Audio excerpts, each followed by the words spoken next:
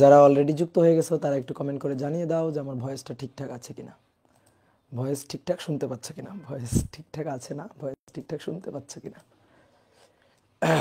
ওকে, ঠিক আছে। ওকে, তোমাদের কমেন্ট পেয়ে গেছি। যারা ফেসবুকে আসো, ঠিক আছে। ওকে,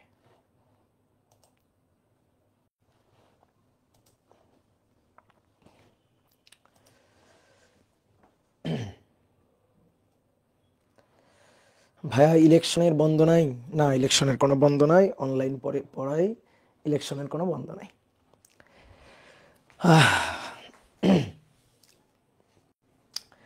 তো অনেকদিন পর তোমাদের সাথে আবার দেখা হয়ে গেল। সবাইকে শুভেচ্ছা জানাচ্ছি আজকের ক্লাসে। আজকে আমরা নিউটনিয়ান বলবিদ্যা অধ্যায়ের নবম লেকচারটা করব। এর আগে আমরা 8টা লেকচার অলরেডি করে ফেলছি। আজকে এই অধ্যায়ের নবম লেকচার। আজকে আমরা এই অধ্যায়ের খুব ইম্পর্টেন্ট একটা টপিক পুলি এবং কপি কল নিয়ে আলোচনা করব। এই অধ্যায়ের খুবই ইম্পর্টেন্ট একটা টপিক এবং অ্যাডমিশন টেস্টের জন্য বিশেষ করে খুবই খুবই গুরুত্বপূর্ণ। এই টপিক থেকে তোমরা একটু ইঞ্জিনিয়ারিং কোশ্চেন ব্যাংক যারা ঘাটাঘাটি করো তারা দেখতে পাবা যে ইঞ্জিনিয়ারিং কোশ্চেন ব্যাংকে বিগত বছরগুলোতে বুয়েট, কুয়েট, রুয়েট, চুয়েট বিভিন্ন জায়গায় পুলি কপি কল সংক্রান্ত ম্যাথ প্রবলেম কিন্তু আসছে। তো আজকে আমরা সেই টপিকটা পড়তে যাচ্ছি। তো চলো শুরু করি, ঠিক আছে? আমি তোমাদের টানা পরপর 3টা ক্লাস নিব। অপারকে অলরেডি বলে রাখছি, দেখি এখন অপার যদি রাজি হয় আর কি। তো আসো আমরা আজকে শুরু করব পুলি ও কপি কল। পুলি ও কপি কল,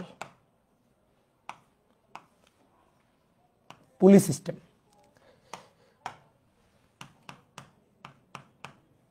পুলি সিস্টেম, ওকে। তো পুলি জিনিসটা কি তোমরা দেখে থাকবা, যারা মনে করো যে একটু গ্রামে ট্রামে গেছো তারা একটু দেখে থাকবা যে কুয়া থেকে পানি তোলার জন্য, ধরো এটা একটা কুয়া, এই কুয়া থেকে পানি তুলতে হবে। তো কুয়া থেকে পানি তোলার জন্য ধরো তুমি এখানে দাঁড়িয়ে কুয়া থেকে পানি তুলবা, এটা আঁকার দরকার নেই, এটা জাস্ট ধারণা দেওয়ার জন্য। তো দেখবা এই কুয়ার এই পাশে দুটো খুঁটি পোতা থাকে, এই যে দুটো খুঁটি, তারপরে উপরে আবার আর একটা খুঁটি এভাবে অনুভূমিকভাবে রাখা থাকে এই দুটো খুঁটির উপরে। তারপরে এই যে খুঁটিটা, এই খুঁটিটা থেকে একটা এরকম চাকার মতো কাঠামো ঝুলানো থাকে, চাকার মতো ছোট্ট, বেশি বড় না, খুবই ছোট্ট একটা কাঠামো, এরকম চাকার মতো খুবই ছোট্ট একটা কাঠামো এখান থেকে ঝুলানো থাকে, ওকে। এইবার একটা দড়ি দিয়ে, একটা দড়ির এক প্রান্ত এভাবে ফেলা থাকে কূপের মধ্যে বা কুয়ার মধ্যে, আর এক প্রান্ত তোমার হাতে ধরা থাকবে। এই যে প্রান্ত এখানে ফেলা আছে, এই যে কুয়ার মধ্যে যে প্রান্ত ফেলা, এই প্রান্তের সাথে একটা বালতি বাঁধা থাকবে, এই যে বালতি বাঁধা থাকবে। তাহলে তুমি কি করবা, এটা যে গভীর কূপ, এখানে পানি আছে, তো এটা পানি ভরবে, পানি ভরে যাওয়ার পরে তারপরে তুমি এখানে দাঁড়িয়ে আস্তে আস্তে দড়িটাকে টানতে থাকবা। তাহলে দড়িটাকে টানতে থাকলে কি হবে, এই যে পুলি সিস্টেমটা এটা আস্তে আস্তে ঘুরতে থাকবে, আর তখন তুমি এটাকে টানার সাথে সাথে দেখবা এই বালতিটা আস্তে করে উপরের দিকে উঠে আসছে। তুমি যদি এই চাকার মতো এই কাঠামোটা ছাড়া তুমি যদি পানি এইভাবে টেনে তুলতে যাইতা, তোমার অনেক কষ্ট হইতো, তোমার অনেক পরিশ্রম করা লাগতো, তাই না? তো যদি এইভাবে আমি টানি, এইভাবে দড়ি টেনে যদি এখান থেকে পানি তুলি, তাহলে তুলনামূলক অনেক কি হবে, সহজে পানি তোলা যাবে, তাই না? তো এই যে চাকার মতো এই যে কাঠামোটা, এই কাঠামোটাকে বলা হয় হচ্ছে পুলি। এই যে চাকার মতো এই যে কাঠামোটা, এই কাঠামোটাকে বলা হয় পুলি। কি ক্লিয়ার?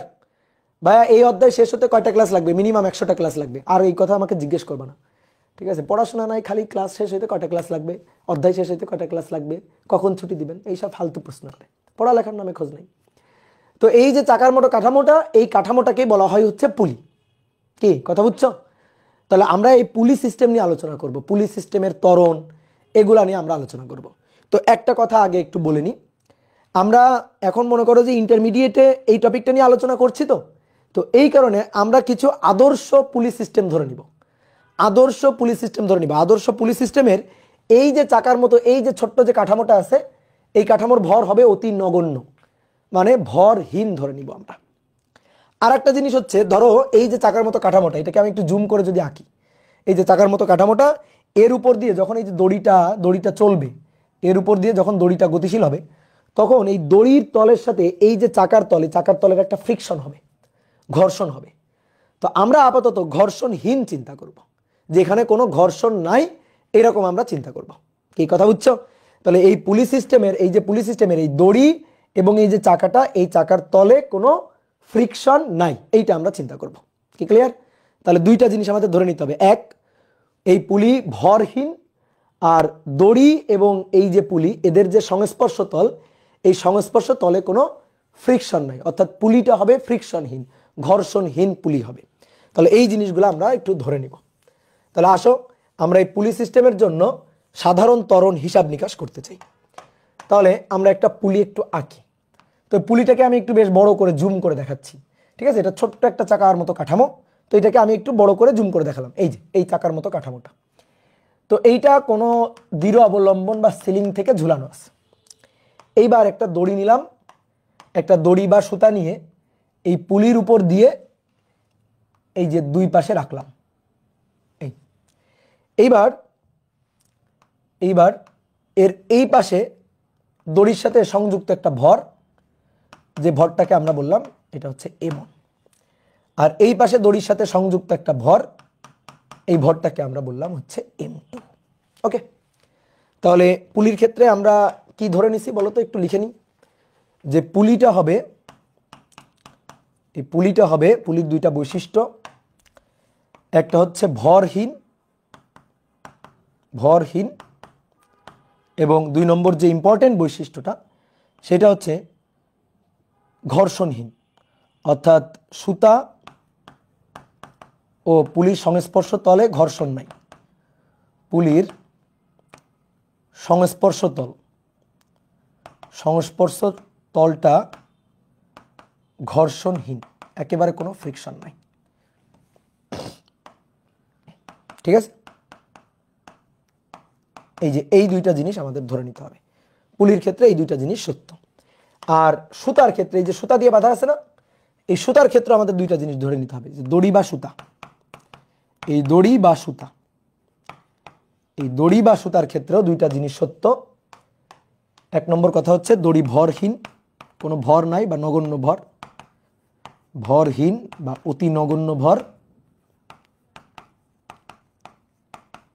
ঠিক আছে? আর একটা ইম্পর্টেন্ট কথা হচ্ছে দড়ি অপ্রসারণশীল। দড়ি অপ্রসারণশীল মানে দড়ি প্রসারিত হয় না, ইলাস্টিক না আর কি, রাবারের মতো। রাবার যেমন টানলে প্রসারিত হয়, এরকম প্রসারিত হয় না। এই দড়িকে টেনে তুমি প্রসারিত করতে পারবে না, দড়ির স্থিতিস্থাপকতা ওরকম নাই। তো এইবার আসো, এই যে পুলি সিস্টেম, এই পুলি সিস্টেমের উপর দুটো ভর আছে, দড়িতে দুটো ভর আছে। এই পাশে একটা ভর আছে M1, এই পাশে একটা ভর আছে M2। তাহলে এবার কি হবে, আমি তোমাকে মেনশন করে দিলাম M1 is greater than M2, M1 is greater than M2। কি ক্লিয়ার? তাহলে M1টা বড়, M2টা ছোট, M1 is greater than M2 বলে দিছি আমি। তাহলে এইবার তুমি একটু মনে মনে চিন্তা করো তো, বলো এইবার একটু মনে মনে তুমি বলো তো, এই দুইটা বস্তুর মধ্যে কি ঘটনা ঘটবে? এবার M1টা নিচের দিকে নামতে থাকবে আর M2টা উপরের দিকে উঠতে থাকবে। কেন? কারণ M1 বেশি ভারী, M1 এর ভারটা বেশি, আর M2 এর ভারটা M1 এর তুলনায় কম। তাহলে M1 নিচের দিকে নামতে থাকবে আর M2 উপরের দিকে উঠতে থাকবে। প্রশ্ন হচ্ছে M1 কি অভিকর্ষ স্তরণের নিচে নামবে? M1 কি অভিকর্ষ স্তরণের নিচে নামবে? এটা হচ্ছে প্রশ্ন। অভিকর্ষজ ত্বরণের নিচে নামবে? বলো। উত্তর হচ্ছে না, উত্তর না, যেটা অভিকর্ষ স্তরণের নিচে নামবে না। কেন নিচে নামবে না অভিকর্ষ স্তরণে? কেন? অভিকর্ষ স্তরণের নিচে নামতো যদি এই দড়িটা ছিঁড়ে যাইত, দড়ি না থাকতো, সুতা না থাকতো, তাহলে M1টা অভিকর্ষের টানে নিচে পড়ে যাইত। তখন M2 আর উপরে উঠতো না, দড়ি নাই, পুলির অস্তিত্ব নাই, পুলি সিস্টেমের আর অস্তিত্ব নাই, সুতা ছিঁড়ে গেছে। তখন M2 নিচে পড়ে যাইতো, M2 অভিকর্ষ স্তরণে নিচে পড়ে যাইতো, M1ও অভিকর্ষ স্তরণে নিচের দিকে যাইতো। তাহলে তখন এই সিস্টেমের উপর কাজ করতো M1 এর উপর, M2 এর উপর কাজ করতো অভিকর্ষ স্তরণ G। বাট যতক্ষণ সুতা অক্ষত থাকবে, সুতা ছিঁড়বে না, তখন M1 হ্যাঁ নিচের দিকে নামবে, আস্তে আস্তে M1 যত নিচের দিকে নামবে তত তার বেগ বাড়তে থাকবে। M2 যত উপরের দিকে উঠবে তত তার বেগটা কিন্তু বাড়তে থাকবে, কিন্তু সেই ত্বরণটা, বেগ বৃদ্ধির যে রেটটা, ত্বরণটা, সেটা জি হবে না। M1 জি ত্বরণে নিচে পড়বে না, M2 জি ত্বরণে উপরে উঠবে না। সুতা যদি ছেঁড়া থাকতো, সুতা নেই, তখন এর উপর একটাই মাত্র বল কাজ করতো, সেটা হচ্ছে অভিকর্ষ বল M1G কাজ করতো। তাহলে তখন দেখো একটাই বল M1G, তাহলে M1G ত্বরণ সৃষ্টি করবে। তো আমরা নিউটনের সূত্রে পড়ছি F = ma, F = ma, তো F = হচ্ছে M1G, একটাই বল কাজ করছে এর উপর, নিট বল একটাই বল, তাহলে M1G = M1a। এবার M1 দুই পাশ থেকে কেটে দিতাম, a = g হইতো যদি একটা বল কাজ করতো, বাট এর উপর কিন্তু একটা বল নেই, উপরে দড়ি বাঁধা আছে, তাহলে দড়ির একটা টান কিন্তু উপরে কাজ করছে, সুতরাং এইটা জি ত্বরণে নিচে নামবে না, অন্য একটা ত্বরণে নিচের দিকে নামবে, অন্য আর একটা লব্ধি ত্বরণ নিয়ে নিচের দিকে নামবে, বুঝলাম? এইবার শোনো, M1 এর ত্বরণ আর M2 এর ত্বরণ, এই দুটো ত্বরণ কিন্তু সেম ত্বরণ হবে। অনেকে ভাবতে পারে কেন ভাই, M1 ভারী তার ত্বরণ বেশি হবে, M2 হালকা তার ত্বরণ কম হবে? উত্তর হচ্ছে না, দুটোরই ত্বরণ সেম হবে, আর দুটোর এই ত্বরণকে বলা হবে সাধারণ ত্বরণ, ঠিক আছে, কমন এক্সেলারেশন। আমরা সেই কমন এক্সেলারেশনটা বের করতে চাই। তাহলে আমাদের এখন কাজ হচ্ছে এই যে পুলি সিস্টেম, এই পুলি সিস্টেমের কমন এক্সেলারেশন, অর্থাৎ M1 কত ত্বরণে নিচে নামবে আর M2 কত ত্বরণে উপরে উঠবে, সেই সাধারণ ত্বরণটা বের করা, সাধারণ ত্বরণটা বের করা, সাধারণ ত্বরণ এটা আমরা বের করতে চাই। এটা হচ্ছে আমাদের কোশ্চেন, যে আমরা সাধারণ ত্বরণ এ বের করতে চাই, এই যে দড়ি, এই দড়ির টান বের করতে চাই, সুতার বা দড়ির টান বের করতে চাই, সুতার টান বের করতে চাই, এইগুলো হচ্ছে আমাদের দরকার। তো চলো এবার আমাদের হিসাব নিকাশ। তো যেটা বলতেছিলাম, অনেকে ভাবতে পারে যে M1 বেশি ত্বরণে নিচে নামছে আর M2 কম ত্বরণে উপরে উঠছে, অনেকে এটা ভাবতে পারে। দেখো হবে না, তুমি দেখো তো, আচ্ছা ধরেই নিলাম তর্কের খাতিরে, ধরো আমি প্রথমে ধরে নিলাম M1 বেশি ত্বরণে নিচে নামছে আর M2 কম ত্বরণে উপরে উঠছে।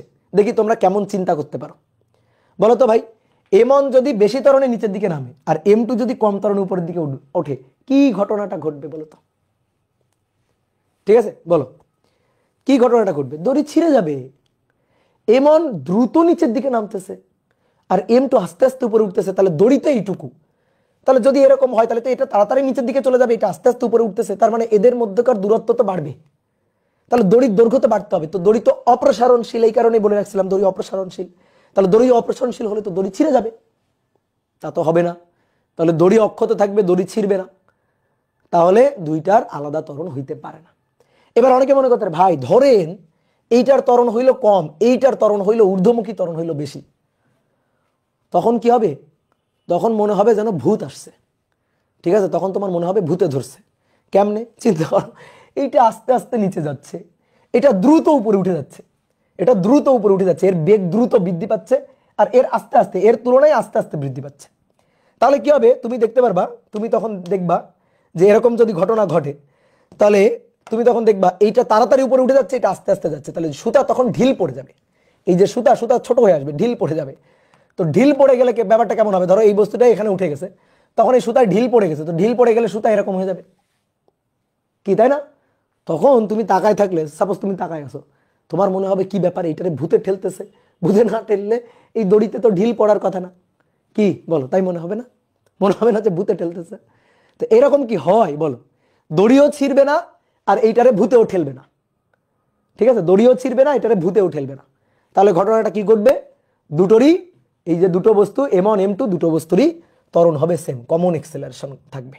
ওকে, তাহলে এইবার আসো আমরা সেই হিসাব নিকাশ করে এই কমন এক্সেলারেশন, সাধারণ ত্বরণ, এর মানটা বের করতে চাই। তাহলে আমরা এবার দেখব কোনো একটা বস্তুর উপর M1 এবং M2 এদের উপর কতগুলো বল ক্রিয়া করতেছে, তারপর আমরা নিউটন সাহেবের সূত্র খাটাবো। নিউটন সাহেব আমাদের বলছে সামেশন অফ F = ma। তাহলে আমরা এখানে বসাবো বলের লব্ধি, যতগুলো বল কাজ করবে তাদের লব্ধি বসাবো, সমান সমান ma। দুটো বস্তুর জন্যই আমরা এই জিনিসটা অ্যাপ্লাই করব। তাহলে আসো এটার জন্য, তাহলে M1 এর উপর ওজন কাজ করতেছে নিচের দিকে, দ্যাট ইজ M1G। এটা M2 নিচের দিকে ওজন কাজ করতেছে M2G। আর কি কোনো বল কাজ করছে? করছে। এই যে দড়ি, এই দড়ির একটা টান বল কাজ করছে, দড়িটা টান টান হয়ে গেছে। চিন্তা করো তো, একটা দড়ি দিয়ে কোনো একটা বস্তুকে ঝুলাই দিলে দড়ি এই বস্তুটাকে উপরের দিকে টানবে না, ঝুলন বিন্দুর দিকে। সবসময় মাথায় রাখবা, দড়ির টান সবসময় কাজ করে ঝুলন বিন্দুর দিকে। তাহলে দড়ি টান টান হয়ে কোন দিকে টান কাজ করবে? উপরের দিকে, দড়ির টান বল টি। তাহলে এই বস্তুর উপর দড়ির আর একটা টান বল কাজ করতেছে, এই যে টান বলটা, এই টান বলটা কে কাকে দিচ্ছে? দড়ি বস্তুকে টানতেছে, ঠিক আছে? এই যে দড়ি বা এই যে চিন্তা করে পুলিটা, এই পুলিটা এই বস্তুটাকে উপরের দিকে টানতেছে দড়ির মাধ্যমে। ঠিক তেমনি ভাবে এর উপরও তো উপরের দিকে একটা টান বল কাজ করবে, ঝুলন বিন্দুর দিকে দড়ি টান হয়ে উপরের দিকে টানবে এটাকে, তাহলে ঝুলন বিন্দুর দিকে দড়ির টান বল কাজ করবে টি। অনেকে মনে করতে পারে ভাই T1 T2 হবে না, না T1 T2 হবে না। দড়ি যদি একই দড়ি থাকে তাহলে টান হবে একই দড়ি। তুমি যদি দুটো দড়ি আলাদা দড়ি এনে গিট্টু দাও তাহলে সেই ক্ষেত্রে দুইটা দড়িতে টান হবে আলাদা, সেটা আলাদা জিনিস, ওটা নিয়ে আমাদের আলোচনা নেই। আমাদের আলোচনা হচ্ছে একই দড়ি। তাহলে এখানে যে দড়ি ছিল সেখান থেকে এই পর্যন্ত দড়িটা একই দড়ি, তাহলে টান হবে একই টান। তাহলে এর জন্য টান উপরের দিকে টি, এর জন্য টান উপরের দিকে টি, এই ছাড়া আর কোনো বল এই বস্তুর উপর ক্রিয়া করছে না। এবার দুটো বস্তুর জন্য সূত্র লিখতে চাই আমরা। তো আসো আমরা এমনের জন্য সূত্র লিখব। এমনের জন্য এই যে এই বস্তুটা নিচে নামতেছে, তাহলে ত্বরণ নিচের দিকে, এ উপরে উঠতেছে, তাহলে এর ত্বরণ উপরের দিকে, তাহলে এর লব্ধি ত্বরণ নিচের দিকে, তাহলে লব্ধি বল নিচের দিকে, এর জন্য লব্ধি বল উপরের দিকে। এ নিচে নামতেছে, এ উপরে উঠতেছে, কারণ এ ভারী নিচে নামবে, এই হালকা উপরে উঠবে। তাহলে এর জন্য আমরা সূত্রটা লিখব। তাহলে নিউটন সাহেব কি বলছেন? সামেশন অফ এফ মানে বলের লব্ধি ইকুয়াল টু এম এ, বলের লব্ধি বসাবো ইকুয়াল টু এম এ হবে। এটা ভেক্টর, এটাও ভেক্টর, এই যে লব্ধি বল যেদিকে ত্বরণও থাকবে সেদিকে। তাহলে আসো তো দেখি এইখানে লব্ধি বল কোন দিকে, কোনটা বড়? এই নামতেছে কোন দিকে? নিচের দিকে। কোনটা বড়? M1G বড়, টি ছোট, তাহলে লব্ধি বল কত? M1G minus T equal to M1A, সমীকরণ নম্বর 1। এইবার আমরা M2 এর জন্য যদি লিখি, M2 এর জন্য বলো, এর জন্য বলো এর উপর কোনটা বড়? এর উপর ক্রিয়ারত বল টি আর M2G, এক পৃথিবী তাকে টানতেছে আর একটা হচ্ছে দড়ি তাকে টানতেছে। তাহলে এর উপর ক্রিয়ারত বল দুটো টি আর M2G, টি বড় কারণ উপরে উঠছে, তাহলে লব্ধি হবে টি মাইনাস M2G। তাহলে লব্ধি বল হবে টি minus M2G equal to M2A, সমীকরণ নম্বর 2। সুন্দর করে এবার এই দুইটা কি করতে ইচ্ছা করতেছে? যোগ করো, যোগ। তাহলে এইটা আর এইটা কাটাকাটি, তাহলে এটা M1 minus M2G, a common নিয়ে নিলাম, এ কমন নিলে M1 প্লাস M2, ঠিক আছে? আমরা সাধারণ ত্বরণ বের করতে চাই, তো হয়ে গেল সাধারণ ত্বরণ, common acceleration A, that is M1 minus M2, ঠিক আছে? এই যে M1 প্লাস M2 নিচে ভাগ দিয়ে দাও, তাহলে M1 minus M2 into G, আর নিচে ভাগ M1 প্লাস M2। এই হচ্ছে আমাদের এই পুলি সিস্টেমের সাধারণ ত্বরণ বের করার সূত্র। কে বুঝতে পারছো? বলো। পুলি সিস্টেমের সাধারণ ত্বরণ বের করার সূত্র। তাহলে পুলি সিস্টেমের ত্বরণ জি না, তাহলে কত? এই যেটা M1 এর মান বসাবা, M2 এর মান বসাবা, G এর মান বসাবা, M1 প্লাস M2 বসাবা, শেষ। ওকে, ক্লিয়ার? এইবার আসো আমরা সুতার টান বের করব, দড়ির টান বের করব। তো দড়ির টান বল হচ্ছে টি, এইটা আমরা বের করতে চাই। দড়ির টান বল টি, এইটা আমরা বের করতে চাই। তাহলে আসো দড়ির টান টি বের করব। এই এর মান নিয়ে যে কোনো একটা সমীকরণে বসাই দাও, 1 বা 2, যে কোনো একটা সমীকরণে। তাহলে চলো পরের পৃষ্ঠে যাই। 1 নং সমীকরণে এর মানটা নিয়ে বসাবো। তাহলে 1 নং সমীকরণটা কি? 1 নং সমীকরণে 1 নং এ এ বসিয়ে পাই, 1 নং এ এর মানটা বসিয়ে, তাহলে 1 নং সমীকরণটা M1 minus G minus T equal to M1 A। তাহলে ভাই আমাদের দরকার কি? টি, তাহলে টি সমান সমান M1 G minus M1 A, টিটাকে ওই পাশে নিলাম, M1 এটাকে এই পাশে নিলাম। এবার M1 G minus M1 A, that is M1 minus M2 divided by নিচে M1 plus M2 into G। যোগ বিয়োগ করতে হবে, তো করো যোগ বিয়োগ, নিচে লসাগু M1 প্লাস M2, তো এটার সাথে এটা গুণ হবে, তাহলে M1 G এর সাথে M1 প্লাস M2 গুণ হবে minus M1 minus M2 into G। তো জিটাকে একবারে কমন নিয়ে নাও, দেখো M1 প্লাস M2, এখানে G আছে এখানেও G আছে, জিটাকে একবারে কমন এখানে নিয়ে নিলাম। তাহলে এবার M1 দিয়ে গুণ করে দাও, M1 square plus M1 plus M2 minus গুণ করে দাও M1 স্কয়ার মাইনাসে মাইনাসে প্লাস M1 M2। ওকে, তাহলে এবার দেখো এইটা আর এইটা কাটাকাটি চলে যাচ্ছে, M1 M2 দুইটা, তাহলে অতএব দড়ির টান T equal to 2 M1 M2 নিচে divided by m1 plus m2 into g. এটা হচ্ছে আমাদের সুতার টান নির্ণয়ের সূত্র। ওকে, তাহলে 2m1 m2 divided by m1 plus m2 into g, শেষ। সহজ ডেরিভেশন। ওকে, ঠিক আছে। m2 গ্রেটার দেন m1 হলে, m2 গ্রেটার দেন m1 হলে যেটা বড় হবে বড়টা থেকে ছোটটা বাদ দিবা, কথা শেষ। বড়টা থেকে ছোটটা বাদ দিবা, এটা তো বুদ্ধির ব্যাপার, কমন সেন্স, তাই না? তাহলে দড়ির টান বের হয়ে গেল। এইবার একটা জিনিস বের করব, এটাকে বলা হয় পুলির উপর প্রযুক্ত মোট বল। পুলির উপর প্রযুক্ত বল, যে পুলির উপর কি পরিমাণ বল প্রযুক্ত হবে। পুলির উপর প্রযুক্ত বল, দেখো এই জিনিসটা ভালো করে বুঝতে হবে। এইটা মনে করো অনেক জায়গায় তোমাকে পড়াবে না, কিন্তু এটা জানতে হবে খুব ভালো করে। এই পুলিটাকে একটা সিলিং থেকে ঝুলানো আছে না, তাহলে এই সিলিং থেকে তো একটা দড়ির মাধ্যমে ঝুলানো আছে নাকি? এই সিলিং থেকে একটা দড়ি দিয়ে ঝুলানো আছে, কি কথা বুঝছো? সিলিং থেকে একটা দড়ি দিয়ে এটাকে ঝুলানো আছে, একটা দৃঢ় অবলম্বনের সাথে ঝুলানো আছে। তা আমরা এর উপর প্রযুক্ত টোটাল বল হিসাব করতে চাই। আসো নিউটনের লকে একেবারে কাটাছেড়া করে অ্যানালাইসিস করব। নিউটনের লকে একেবারে কাটাছেড়া করে অ্যানালাইসিস করব। তাহলে এই ছিল একটা বস্তু, দ্যাট ইজ m1। এই ছিল একটা বস্তু, এটা ছিল m2। তা আমরা দেখলাম এর উপর ক্রিয়ারত বল, এর উপর ক্রিয়ারত বল পৃথিবীর টান বল, পৃথিবী টানতেছে m1g, পৃথিবী টানতেছে।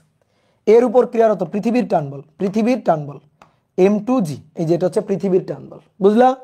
পৃথিবীর টান বল। এইবার আসো, দড়ি দিয়ে বাঁধা আছে, তাহলে দড়ি এই বস্তুটাকে টানতেছে উপরের দিকে, দড়ি এই বস্তুটাকে উপরের দিকে টানতেছে, তাহলে দড়ির টান বল, দড়ি উপরের দিকে টানতেছে টি, দড়ি উপরের দিকে টানতেছে টি।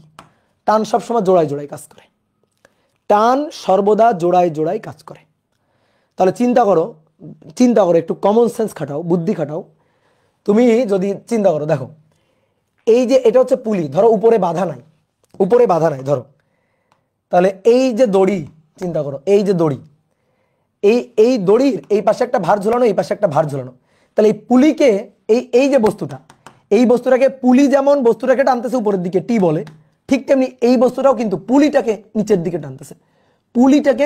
টানতেছে টি বলে। টান সবসময় জোড়ায় জোড়ায় কাজ করবে, কি তাই না? টান সবসময় জোড়ায় জোড়ায় কাজ করবে, কি তাই তো? ধরো কোনো একটা দড়ি টড়ি থাকলে হইতো, ধরো একটা দৃঢ় অবলম্বন, ধরো এই কলমটার কথা চিন্তা করো, এই কলমটা, এই যে আমি তারটা এর উপর দিয়ে দিলাম, ঠিক আছে? এবার আমি দেখো এক পাশে, এই যে দুই পাশে, ধরো এই পাশে এই হাত দিয়ে ধরলাম, আর একটা হাত হইলে তো ভালো হইতো, কিন্তু মানুষের হাত তো দুইটা, কি করবো এখন? আচ্ছা দেখো, আমি মনে করো দুইটা তারকে এক হাত দিয়ে ধরছি, এই যে দুইটা তারকে এক হাত দিয়ে ধরছি, এই যে দুইটা তার, দেখো আমি এইভাবে টানতেছি, কলমটাকে আমি ধরে রাখছি, এইভাবে টানতেছি। তাহলে এই যে দুটো তার দেখতে পাচ্ছ, দুটো তার টান টান হয়ে গেছে না? তাহলে তারে টান বল দেখাবা, তাহলে এই যে আমার হাত মানে বস্তুটায় যেটা ঝুলানো হয়েছে, তাহলে এইটা পুলিকে টানতেছে নিচের দিকে, পুলিকে টানতেছে নিচের দিকে, আর পুলি বস্তুটাকে টানতেছে উপরের দিকে। কি কথা বুঝছো? যেমন আমার এই দুইটা হাতের কথা চিন্তা করো, দুইটা হাত, আমার এই হাতটা এই উপরের হাতটাকে নিচের দিকে টানতেছে, আর উপরের হাতটা নিচের হাতটাকে দড়ির মাধ্যমে উপরের দিকে টানতেছে। তাহলে টান জোড়ায় জোড়ায় এইভাবে টানতেছি, তাহলে টান জোড়ায় জোড়ায় কাজ করতেছে, টান এদিকে টান এদিকে, টান জোড়ায় জোড়ায় কাজ করতেছে।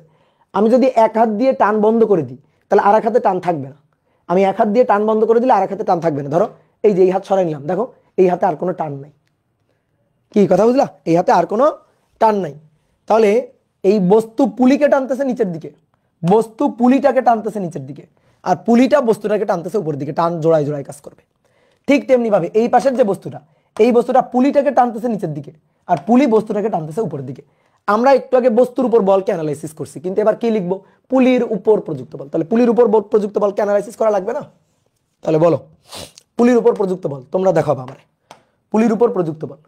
তাহলে এই বস্তু পুলিকে নিচের দিকে টানতেছে, তাই না? এইদিকে একটা ক্রিয়ারত বল টি, দুটা বল, পুলির উপর এইদিকে একটা ক্রিয়ারত বল টি বল, পুলির উপর এইদিকে একটা ক্রিয়ারত বল টি বল। বলো বুঝছো কিনা? এই দুইটা জিনিস বুঝছো কিনা? সুন্দর করে বুঝছো কিনা? এবার বলো, যদি এইরকম দুইটা বল কাজ করে, তাহলে তো পুলির তো নিচে পড়ে যাওয়ার কথা, কেন পড়ে যাচ্ছে না? পুলির তো নিচে পড়ে যাওয়ার কথা।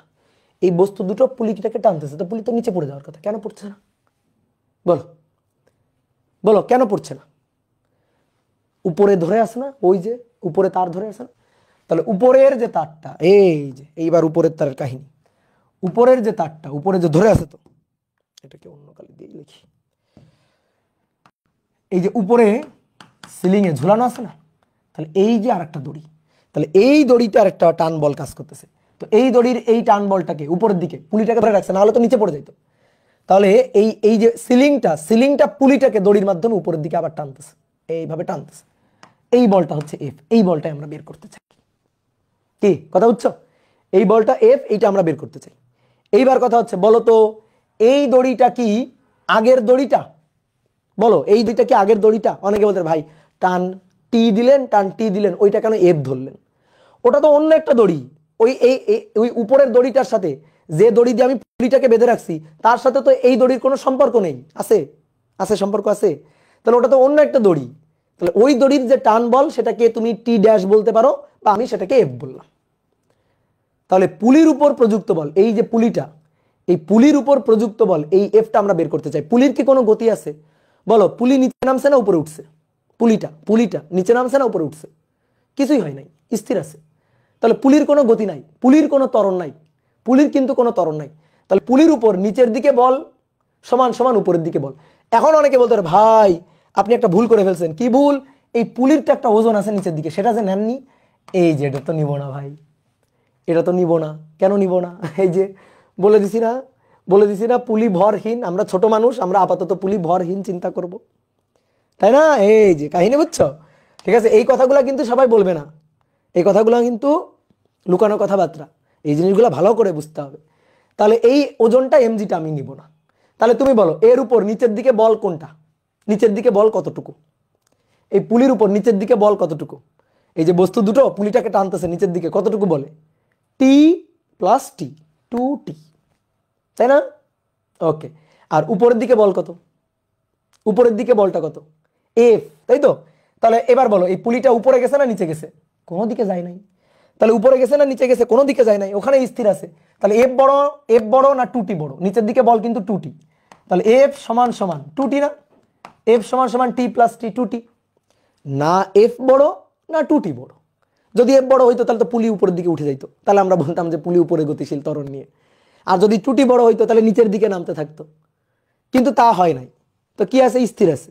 তাহলে স্থির থাকা মানে উপরের দিকে প্রযুক্ত বল এফ, আর নিচের দিকে প্রযুক্ত বল, পুলির উপর প্রযুক্ত বল 2t। তো এফ সমান সমান 2t, এই হচ্ছে কথা। ওকে, ক্লিয়ার? তাহলে পুলির উপর প্রযুক্ত বল এফ সমান সমান 2t, এফ সমান সমান 2t, এটা মাথায় রাখবা। অথবা তুমি চাইলে এফ সমান সমান 2 ইন্টু টি, এই যে টি না, তাহলে 2 গুণ 2 4, বুঝছো? 4m1 plus m2 divided by m1 plus m2 into g. এটা হচ্ছে পুলির উপর প্রযুক্ত বল। ঠিক আছে, পুলির উপর প্রযুক্ত বল, এই হচ্ছে কাহিনী। বলো বুঝছো কিনা? ঠিক আছে, না বুঝলে কিন্তু মায়ের হবে, বুঝতে হবে। কেন বুঝবা না তুমি? কপিকল আর পুলি কি সেম? হ্যাঁ, ওই পুলিটাকে বলা হচ্ছে কপিকল, পুলি বা কপিকল আর কি। ঠিক আছে, পুলি বা কপিকল। কপিকল মানে হচ্ছে এই যে এই পুলি সিস্টেম, তার এখানে একটা আংটা দিয়ে এই বস্তুটাকে ঝুলানো আছে না, এই যে আংটা, এগুলো হচ্ছে কপিকল। আংটা দিয়ে ঝুলানো, তো আমরা তো জাস্ট বেঁধে রাখছি। অনেক সময় দেখবা গাড়ি খাদে পড়ে গেলে, অনেক সময় ধরো একটা গাড়ি খাদে পড়ে গেছে, তো এটা হচ্ছে একটা গাড়িটাকে খাদে পড়ে গেছে, টেনে তুলতে হবে। তো টেনে তোলার জন্য কি করা হয়? ওই যে ক্রেন নিয়ে আসা হয়। তো ক্রেনে দেখবা এই যে ক্রেনের এরকম এই যে কপিকল আছে, এই এরকম আংটার মতো। তারপরে কি হয়? দড়ি বাঁধে, এটাতে দড়ি বেঁধে এই কপিকলে ঝুলাই দিয়ে গাড়িটাকে টেনে তোলা হয়। বুঝলা? লাস্টেরটা বুঝিনি। লাস্টেরটা বুঝনি কেন? লাস্টেরটা কেন বুঝবা না? লাস্টেরটা তো খুব সহজ। এই পুলির উপর নিচের দিকে বল টি প্লাস টি, 2t, আর উপরের দিকে বল হচ্ছে এফ। পুলি স্থির আছে কিনা? স্থির আছে, তাহলে এফ সমান সমান 2t, শেষ, এইটুকুই। আর পুলির কোনো ওজন নেই বলে নিচে কোনো এমজি বল নেই, পুলি তো ওজনহীন। তাহলে 2t সমান সমান এফ, এই হচ্ছে কাহিনী। কি বুঝছো? বলো। ওকে, আচ্ছা, এবার আসো নেক্সট। মোটামুটি আমাদের পুলিশ সিস্টেমের হিসাব নিকাশ হয়ে গেছে। এবার আসো এই পুলিশ সিস্টেমের যে হিসাব নিকাশ করলাম তার শর্টকাট, এই যে ত্বরণ বের করার শর্টকাট তোমারে বলি, শোনো। একটা পুলি সিস্টেম, কোনো সিলিং থেকে ঝুলানো আছে, দড়ি দিয়ে দুই পাশে ভার ঝুলানো আছে। এই যে দড়ি দিয়ে দুই পাশে ভার ঝুলানো আছে, এই পাশে প্রযুক্ত ভার হচ্ছে m1 আর এই পাশে প্রযুক্ত ভার হচ্ছে m2। ঠিক আছে, তা আমরা এই সিস্টেমের ত্বরণ বের করতে চাই। ধরো m1 বড় m2 ছোট, ধরে নিলাম m2 বড় হইতে পারে m1 ছোট হইতে পারে, কোনো ব্যাপার না। তা আমরা শর্টকাটে ত্বরণ বের করব। দেখো যে কোনো সিস্টেমের জন্য তোমাকে আমি ব্লক টানা ঠেলা এই ক্ষেত্রে, তারপরে আরও দু একটা ক্ষেত্রে আমি তোমাকে সবসময় দেখাইছি যে কোনো একটা সিস্টেমের উপর প্রযুক্ত টোটাল বলকে, প্রযুক্ত বাহ্যিক বলকে আমি যদি টোটাল ভর দিয়ে ভাগ দিই তাহলে ওই সিস্টেমের ত্বরণ পাওয়া যায়। সেখানে যদি অনেকগুলো ভর থাকে তাহলে পুরো ভর সিস্টেমের ত্বরণ আমরা ওইভাবে পাই। তাহলে পুরো ভর সিস্টেমের ত্বরণ এটার শর্টকাট সূত্র হচ্ছে F external divided by summation of M. তারপর আমি বহুতবার এই সূত্র লিখে দিছি, এটাই হচ্ছে মূল শর্টকাট সূত্র, এটাই হচ্ছে ত্বরণ বের করার মূল শর্টকাট সূত্র। এখানেও তাই, এখানেও এর কোনো ব্যতিক্রম নেই, এই জায়গাটাতেও এর কোনো ব্যতিক্রম নেই, এখানেও তাই আছে। এই পুলি সিস্টেমের উপর বাহ্যিক কোনো বল নিব না, আমি নিব এই বস্তুগুলোর উপর প্রযুক্ত, বাহ্যিক বলতেছি, ইন্টারনাল কোনো বল নিব না, আমি নিব এই বস্তু দুইটার উপর প্রযুক্ত বাহ্যিক বল, জাস্ট বাহ্যিক বলের উপর কনসার্ন থাকবো আমি। ঠিক আছে, জাস্ট বাহ্যিক বলের উপর কনসার্ন থাকবো। বাহ্যিক বল হচ্ছে ওজন। এই যে পৃথিবী এই বস্তুটাকে টানতেছে নিচের দিকে m1g, পৃথিবী এই বস্তুটাকে নিচের দিকে টানতেছে m2g, এই দুটাই হচ্ছে বাহ্যিক বল, এক্সটার্নাল ফোর্স। তাহলে এই সিস্টেমের উপর প্রযুক্ত নিট বল, দেখো দড়ির টান বল, এগুলা কিন্তু ইন্টারনাল ফোর্স। এই যে ওজন, এই ওজনের কারণেই কিন্তু দড়ির টান আছে। ওজন যদি না থাকতো তাহলে দড়ির টান থাকতো না, ওজন যদি না থাকতো তাহলে দড়ির টান থাকতো না। আমি তোমাকে বলছিলাম যে দড়ির টান বল, তারপরে দুইটা তলে প্রতিক্রিয়া বল, এগুলা সব ইন্টারনাল ফোর্স। তাহলে এখানে দড়ির টান ইন্টারনাল ফোর্স, আমরা কোনো ইন্টারনাল ফোর্স আঁকবো না, শুধু এক্সটার্নাল m1g m2g দুইটা এক্সটার্নাল ফোর্স আমরা আঁকলাম। কি ক্লিয়ার? দুইটা এক্সটার্নাল ফোর্স আমরা নিলাম। এইবার আমাদের কি করতে হবে, এখান থেকে ত্বরণ বের করতে হবে। তাহলে ত্বরণ হবে F external divided by summation of M. এইটা হচ্ছে বলের লব্ধি, এটা হচ্ছে প্রযুক্ত বলের লব্ধি। তাহলে বাহ্যিক বল তো দুটো, বাহ্যিক বল কয়টা? দুটো, এই একটা আর এই একটা। তাহলে দুটো বলের লব্ধি, দেখো তো দুটো বল কোন দিকে? নিচের দিকে না? m1g কোন দিকে? নিচের দিকে। m2g কোন দিকে? নিচের দিকে। তাহলে লব্ধি বল কত বলো, বলো লব্ধি বল কত? A equal to f external divided by summation of m. বলো লব্ধি বল, দুটোই নিচের দিকে, দুটোই নিচের দিকে। দেখি কে বলতে পারে লব্ধি বল কত?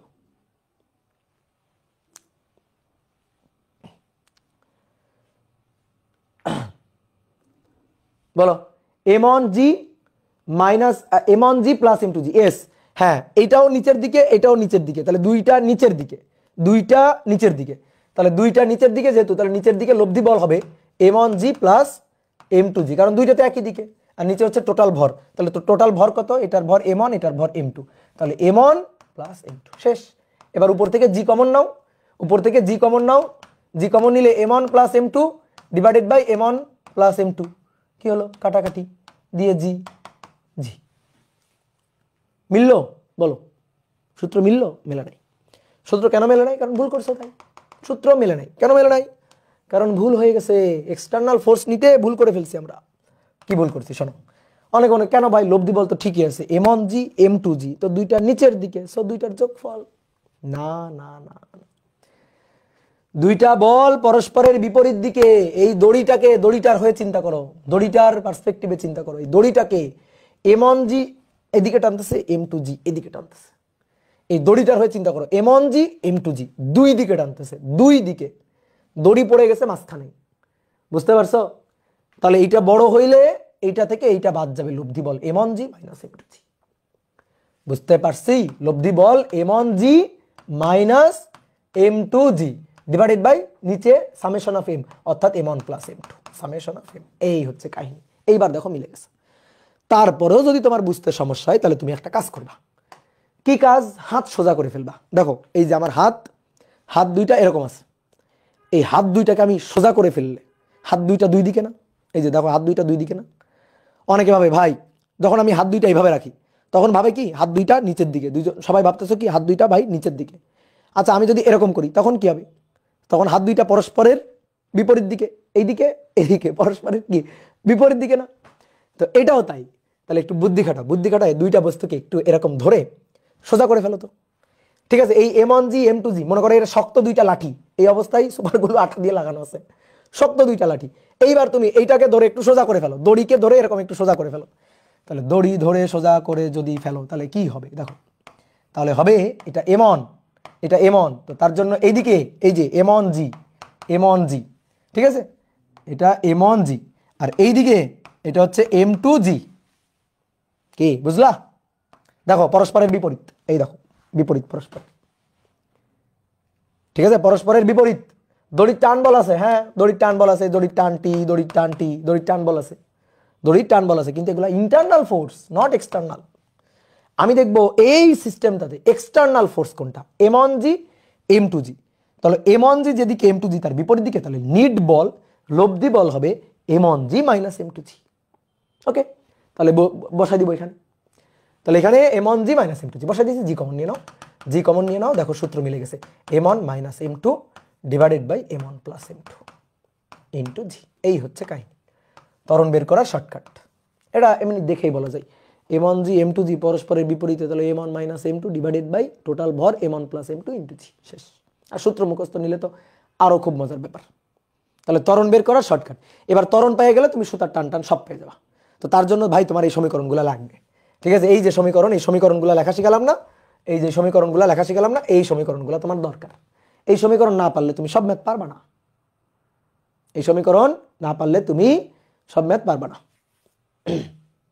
ওকে, তাহলে চলো সামনে আগাই, তাহলে চলো সামনে আগাই। তাহলে এবার দেখি দুই একটা ম্যাথ প্রবলেম সলভ করি আমরা।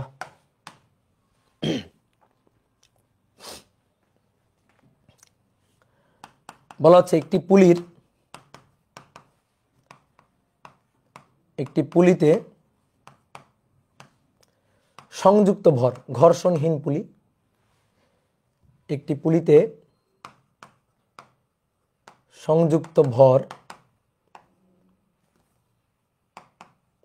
5 কেজি ও 10 কেজি। পুলি চলা শুরু করার, বুয়েটে আসা, বুয়েট 15-তে আসা, পুলি চলা শুরু করার 2 সেকেন্ড পর সুতা কেটে দিলাম। 2 সেকেন্ড পর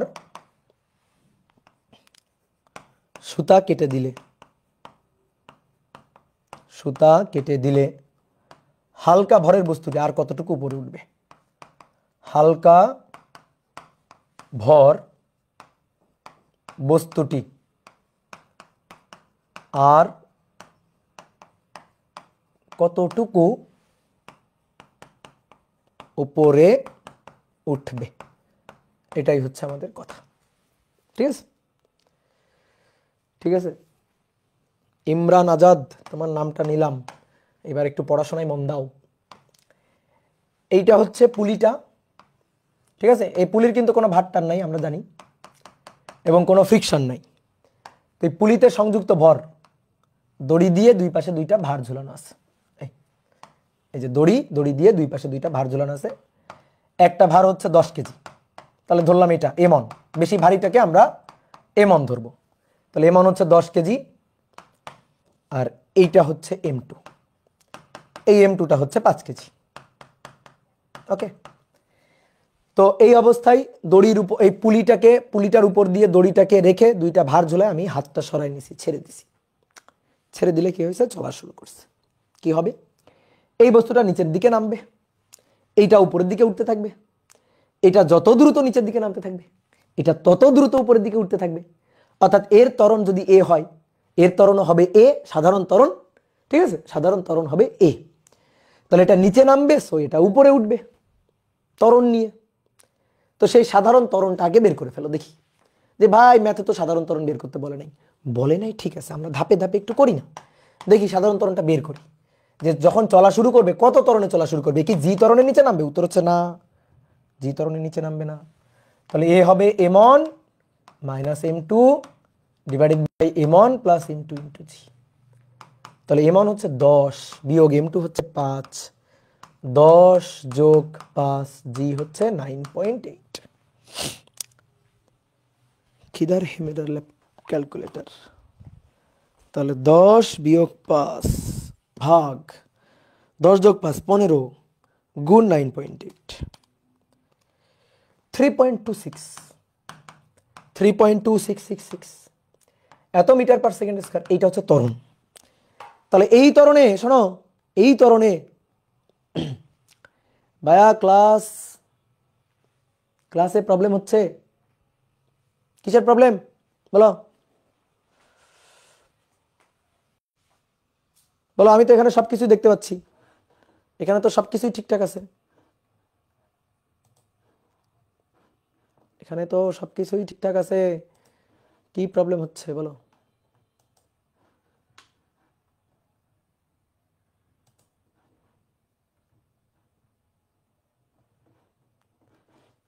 মাঝে মাঝে একটু করবেই নেট ডিস্টার্ব, একটু পর পর ভিডিও আটকে যায়, একটু পর পর ভিডিও আটকে যায়।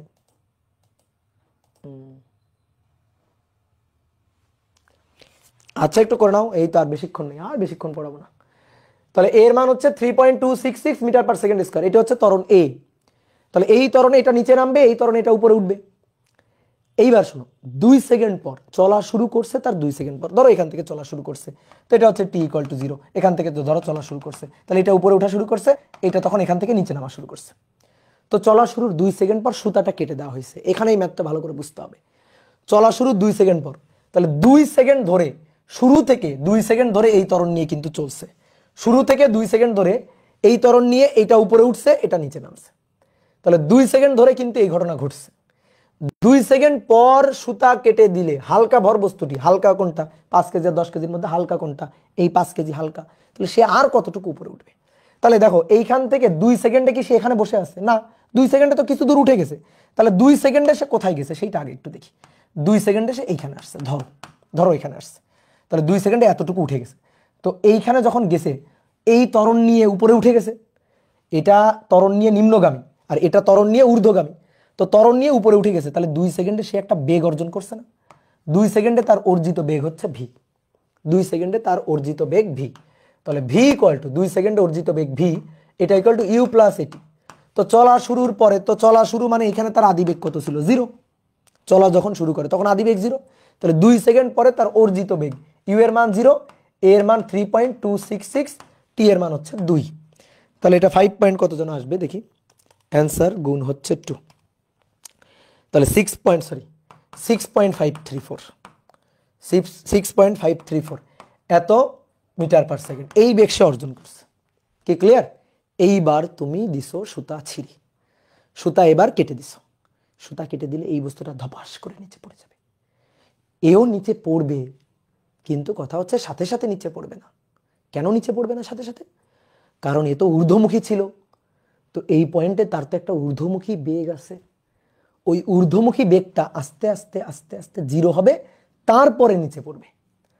দড়ি ছিঁড়ে দিলে, সুতা ছিঁড়ে দিলে ঘটনা কি ঘটছে? সুতা ছিঁড়ে দিলে, দড়ি ছিঁড়ে দিলে আর পুলি নাই, পুলি আর নাই, পুলির ত্বরণ আর নাই। সুতা তো ছিঁড়ে দেওয়া হয়েছে, পুলির ত্বরণ আর আছে? তাহলে তখন বলো তো পুরো ক্ষেত্রটা কার আন্ডারে চলে গেছে, কার প্রভাবে চলে গেছে? পুরো ক্ষেত্রটা চলে গেছে হচ্ছে অভিকর্ষের প্রভাবে, পুরো ক্ষেত্রটা জি এর আন্ডারে চলে গেছে। তাহলে তখন এই বস্তুটার ঊর্ধ্বমুখী বেগ তো ভি, সেটা তো আমরা বের করছি। তাহলে এই ঊর্ধ্বমুখী বেগটা দেখো, অনেকে মনে করতে ভাই এটা নিয়ে আজীবন উপরে উঠবে, তাই হবে? তুমি একটা বস্তুকে উপরে ছুড়ে দাও তো সে আজীবন উপরে চলে যাবে না? তাহলে সে একটু পরে গিয়ে উপরে গিয়ে আবার নিচে পড়বে। তাহলে তার এই যে বেগটা, এটা 6.5, ধরো একটু পরে আস্তে আস্তে 6 হবে, 5 হবে, 4 হবে, 3 হবে, 2 হবে, 1 হবে, 0 হবে। 0 হওয়ার পরে তারপরে সে নিচে পড়বে, কারণ পুলি তো আর নাই, পুলি তো আর তারা নিয়ে যাবে না। তাহলে এখন আর পুলি নাই, 2 সেকেন্ড পর পুরো জি এর আন্ডারে চলে গেছে। তাহলে 2 সেকেন্ড পর ক্রিয়ারত ত্বরণ, অভিকর্ষ ত্বরণ, ক্রিয়ারত, এইটাই বুঝতে হবে। ত্বরণ জি, আগে ছিল এ, 2 সেকেন্ড পর্যন্ত ছিল এ, 2 সেকেন্ডে এ ত্বরণে উপরে উঠছে, এই কারণে 2 সেকেন্ড পর তার অর্জিত বেগ এইটা হয়েছে। কিন্তু 2 সেকেন্ড পর সুতা কেটে দেওয়ার পরে সে চলে গেছে জি এর আন্ডারে, অভিকর্ষ ত্বরণের আন্ডারে। তাহলে এইখান থেকে বেগ 0 হয়ে তারপরে নিচে নামবে। তাহলে ধরো এই যে এতটুকু উপরে উঠে নিচে নামলো, এতটুকু উপরে উঠে এইখানে বেগ 0 হলো, এই যে বেগটা 0 হলো, তারপরে নিচে নামলো। তাহলে আর কতটুকু উপরে উঠবে? এই যে এতটুকু উপরে উঠবে, এটাই হচ্ছে আমাদের এইচ। ঠিক আছে, এই যে আর এতটুকু উপরে উঠবে, এটাই আমরা বের করতে চাই, এটাই হচ্ছে আমাদের এইচ। তাহলে এটা আদি বেগ, এটা শেষ বেগ, এইচ বের করতে চাই।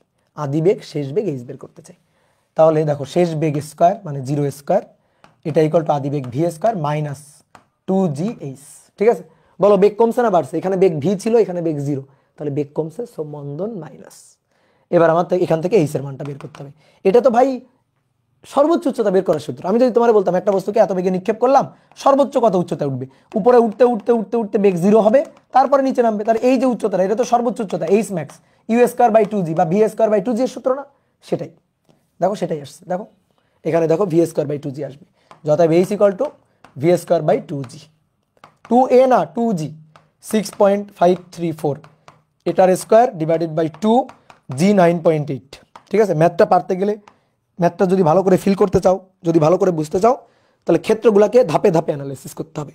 6.534 তার স্কয়ার ডিভাইডেড বাই 2 ইন্টু 9.8, তাহলে এটা হবে 2.178 মিটার, 2.178 মিটার।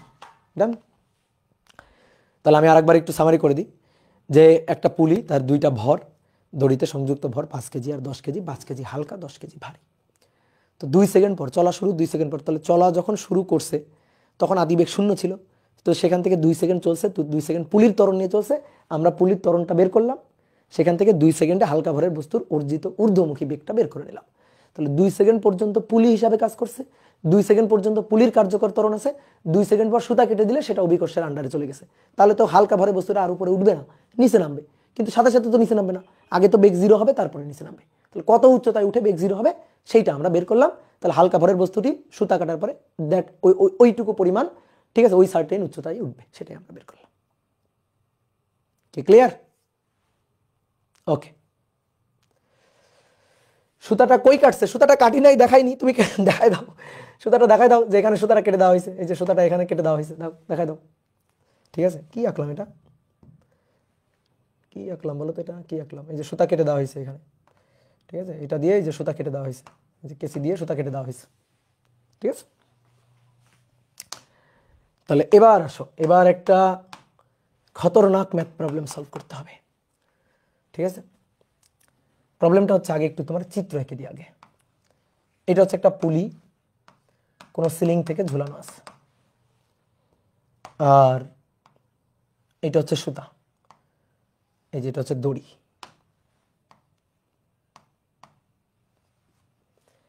ঠিক আছে, এইবার এই দড়ির সাথে এখানে সংযুক্ত একটা ভার, বিশাল ভারী একটা বস্তু। এই ভারী যে বস্তুটা, এই বস্তুটা এটা হচ্ছে 60 কেজি, এটা 60 কেজি ভারী বস্তু যুক্ত। আর এই দড়িটা বেশ মোটামুটি অনেক লম্বা একটা দড়ি, ঠিক আছে, মোটামুটি অনেক লম্বা একটা দড়ি। তো এইবার চিন্তা করো, তোমার একটু বাংলা সিনেমার গল্প শোনাই। তো মনে করো এই যে এটা হচ্ছে ভূমি, এটা হচ্ছে ভূমি। তো তুমি দেখবা ওই বাংলা সিনেমার লাস্টের দিকে, সব বাংলা সিনেমায় বলতে গেলে আগের দিকের বাংলা সিনেমা যেগুলো, সব লাস্টের দিকে, লাস্টের সিন হচ্ছে নায়ক নায়িকার ফ্যামিলির সবগুলারে তুলে নিয়ে, ভিলেন নিয়ে এইভাবে বান্দরের মতো ঝুলায় রাখছে বেঁধে। তারপরে মনে করো নায়ক গিয়ে একটা কাচের দরজা থাকবে, ওইটা দিয়ে বাইক চালায় গিয়ে ভেঙে চুরে গিয়ে সামনে যাবে, গিয়ে একটু ঢিসুম ঢাসুম করবে, হ্যাঁ, তারপরে সবাইকে উদ্ধার টুদ্ধার করে নিয়ে আসবে, তাই না? এরকম হয় না? তো মনে করো সব এরকম ভাবে বাঁদর, এইভাবে বাঁদরের মতো ঝুলাই রাখার তো দরকার নেই, একটু ক্রিয়েটিভ কিছু একটা করবে। তো মনে করো ভিলেন কি করছে, ভিলেন কি করছে, নায়িকারে ধরে এইখানে বেঁধে রাখছে, এই হচ্ছে নায়িকা, এই নায়িকারে ধরে এখানে বেঁধে রাখছে, আর এই নায়িকার মাথার উপরে একটা ভার ঝুলাই দিছে, এই ভারটা হচ্ছে 60 কেজি। ঠিক আছে, 60 কেজি ভার ঝুলানো আছে। ভার ঝুলানোর পরে এই মনে করো একটা দড়ি, এই দড়ি এইখানে কোথাও একটা বাধা আছে। ঠিক আছে, এইবার মনে করো নায়ক আসছে, ঢিসুম ঢাসুম দিচ্ছে সবাইকে। এবার তখন ভিলেন কি করছে, এই দড়িটা দিছে কেটে, এই দড়ি এখানে বাধা ছিল, দড়ি কেটে দিছে। যখনই দড়ি কেটে দিছে তখন মনে করো নায়ক অনন্ত জলিল সাহেব, হ্যাঁ, জায়েদ খানের নিয়ে আর বলবো না, জায়েদ খানের নিয়ে বললে মানুষজন থ্রেট দেয়, তো এখন অনন্ত জলিলের নিয়ে বলবো। তো অনন্ত জলিল দৌড়ে এসে এই যে দড়ি, এই দড়ি ধরে ঝুলে পড়ছে, এই যে দড়ি, এই দড়ি ধরে ঝুলে পড়ছে অনন্ত জলিল। তাহলে আমাদের স্যার অনন্ত জলিল এই দড়ি ধরে ঝুলে পড়ছে। এবার কি হবে, তার তো টার্গেট নায়িকারে বাঁচানো, তার টার্গেট কি, নায়িকারে বাঁচানো। তার মানে এই 60 কেজির নিচে পড়তে দিবে না, 60 কেজির নিচে পড়তে দিবে না। তো এই কারণে এ যদি দড়ি ধরে, অনন্ত জলিলের ভর হচ্ছে 40 কেজি, অনন্ত জলিলের ভর 40 কেজি ধরে নাও, ধরো যে 40 কেজির অনন্ত জলিল, সে যদি দড়ি ধরে শুধু ঝুলে থাকে তাহলে কিন্তু মনে করো নায়িকা শেষ, তাহলে কিন্তু নায়িকা শেষ। কেন শেষ? কারণ চিন্তা করো, এটা হচ্ছে 40 কেজি, এটা হচ্ছে 60 কেজি, তাই না? 40 কেজি, এটা 60 কেজি, তাহলে কোনটা ভারী? এটা ভারী আর এটা হালকা, তাহলে কোন দিকে নামবে? নিচের দিকে নামতে থাকবে। তাহলে অনন্ত জলিল উপরে উঠবে আর 60 কেজি নিচের দিকে নামবে। এক সময় কি হবে? এই 60 কেজি এসে নায়িকার মাথায় পড়বে, একটু পরে আবার মনে করো অনন্ত জলিল উল্টে এসে নায়িকার মাথায় পড়বে, দুইজনে একসাথে এসে পড়বে, মানে 60 কেজি ভারও পড়বে আবার অনন্ত জলিল উল্টে এসেও পড়বে, তাতে বিপদ না? তো নায়িকারে তো বাঁচাইতে হবে, নায়িকারে বাঁচাইতে হবে। তাহলে প্রশ্ন হচ্ছে, নায়িকারে বাঁচানোর জন্য কি করতে হবে? 60 কেজিকে নিচে পড়তে দেওয়া যাবে না। তাহলে কি ভাই 60 কেজি এইদিকে পড়বে? এদিকে পড়লেও তো আবার মনে করো যে অনন্ত জলিলের মাথায় এসে পড়বে। তাহলে কি করতে হবে? 60 কেজিকে স্থির ধরে রাখতে হবে, না উপরে উঠতে দেওয়া যাবে না নিচে পড়তে দেওয়া যাবে। যদি নিচে পড়তে দেওয়া যায় তাহলে নায়িকা শেষ, আর উপরে যদি উঠে যায় তাহলে মনে করো একটু পরে এরকম ঘুরে এসে অনন্ত জলিলের মাথায় পড়বে, অনন্ত জলিলও শেষ। তাহলে কি করতে হবে? অনন্ত জলিলের দায়িত্ব হচ্ছে এই 60 কেজি ভরকে স্থির রাখা। তাহলে প্রশ্ন হচ্ছে, এই পুলিশ সিস্টেম এটা, এইবার এই 60 কেজিকে স্থির রাখতে, 60 কেজি ভরকে স্থির রাখতে আমাদের জলিল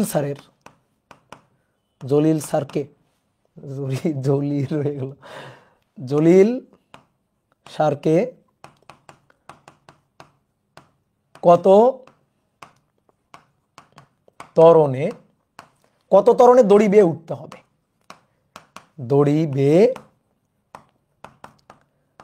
উঠতে হবে, এইটা হচ্ছে আমাদের প্রশ্ন। ঠিক আছে, জলিল স্যারকে কত ত্বরণে দড়ি বেয়ে উঠতে হবে, এটা আমাদের প্রশ্ন। তো চলো আমরা শুরু করি, হিসাব নিকাশ করি। তাহলে কি হচ্ছে? এইটাকে স্থির রাখতে হবে। তাহলে দেখো এর উপর ক্রিয়ারত বল, দেখো নিচের দিকে এর উপর ক্রিয়ারত বল, তাহলে নিচের দিকে এর উপর ক্রিয়ারত বল হচ্ছে 60 জি। বোঝো, এই জি মানে কিন্তু গ্রাম না। এই 60 যদি এমন হইতো তাহলে আমরা লিখতাম না এমন জি, তো সেই এমন এর মানই হচ্ছে 60, তাহলে এটা কিন্তু গ্রাম না। আমি আবারও বলছি, এটা কিন্তু গ্রাম না। তাহলে 60 জি, দড়ি দিয়ে বাঁধা আছে, তো তাহলে দড়িতে একটা টান বল আছে, তো দড়ির টান বল কোন দিকে? উপরের দিকে, টি। এবার বলো 60 কেজি উপরে উঠছে না নিচে নামছে? বলো 60 কেজি উপরে উঠছে না নিচে নামছে? বলো।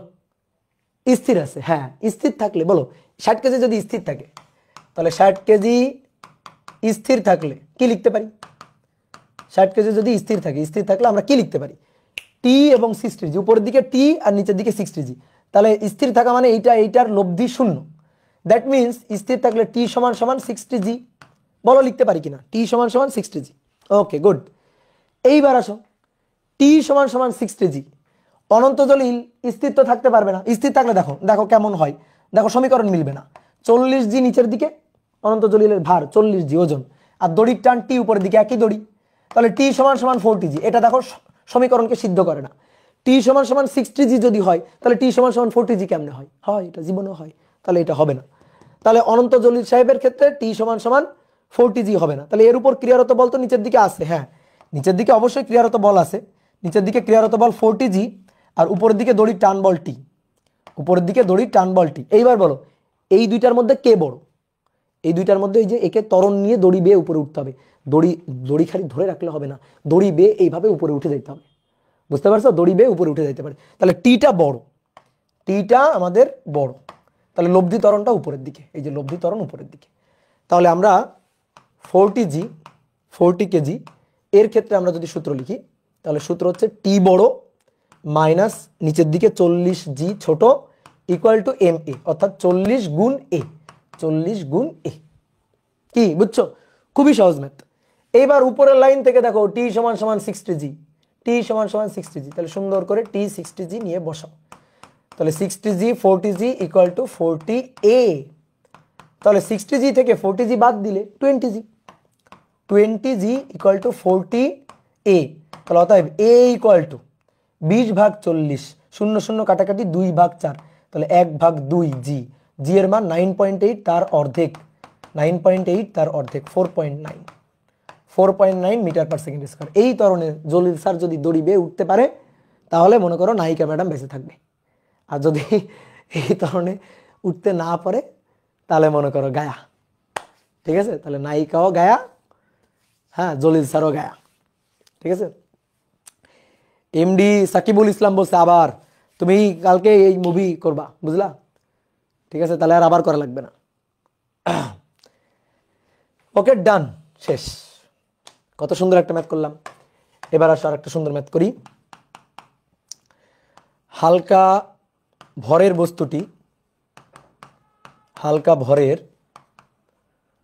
বস্তুটি যখন ভূমিতে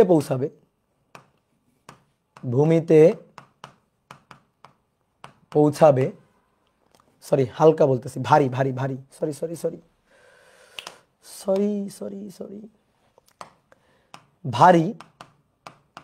ভরের বস্তুটি যখন ভূমিতে পৌঁছাবে তখন হালকা ভরটির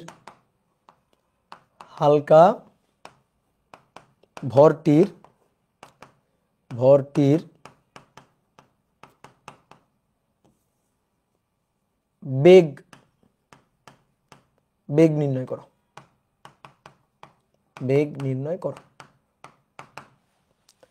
সহজ একটা কোশ্চেন। এই যে একটা পুলি দৃঢ় অবলম্বন থেকে সংযুক্ত করা আছে,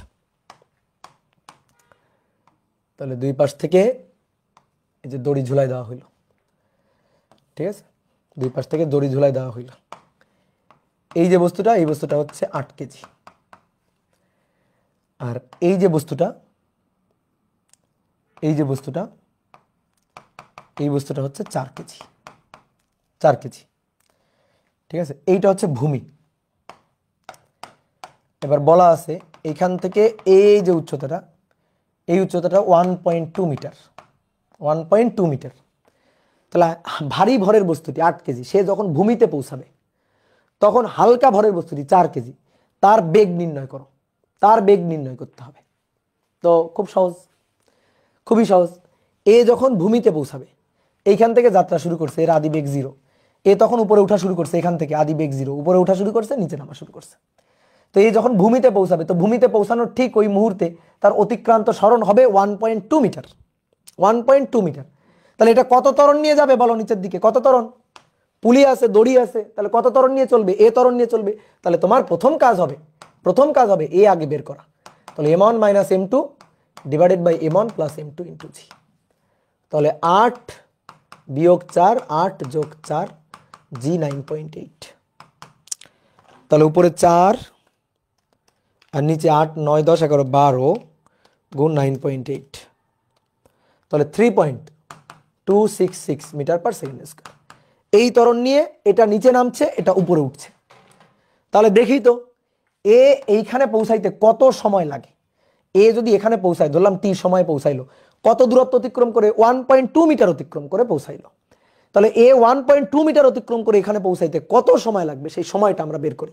তাহলে 8 কেজির ভূমিতে পৌঁছাইতে ধরলাম সময় টি। তাহলে ভূমিতে পৌঁছাইলে সে কত দূরত্ব অতিক্রম করবে? 1.2 মিটার দূরত্ব অতিক্রম করবে স্থির অবস্থা থেকে।